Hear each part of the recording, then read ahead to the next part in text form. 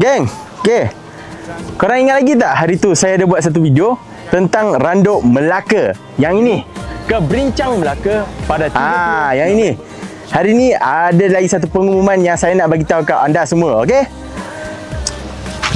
Okey. Okey. So, hari ini saya nak mengumumkan sekali lagi ataupun kali kedua tentang randuk Melaka kita pada 30 November 2025 masa 7.30 pagi sehingga 12.30 hari tau guys. Yang paling best, tempat dia di Bacang Melaka tau geng. Lavin, kau ada beritahu tak 30 November yang randuk di Melaka Bacang ini ada hadiah special yang menanti kat mereka? Betul guys. Kalau korang salah dengar tu, bukan. Betul, ada hadiah special yang tengah menanti kat anda semua. Contohnya kita ada special prize untuk sesiapa yang menggunakan gewang sawadi strike ikan paling panjang akan dapat hadiah special prize. Dan lagi satu, kepada peserta yang menang nanti, korang akan dapat baju randuk macam saya tengah pakai ni guys. Semak. Pandai kat sana. Sawadi.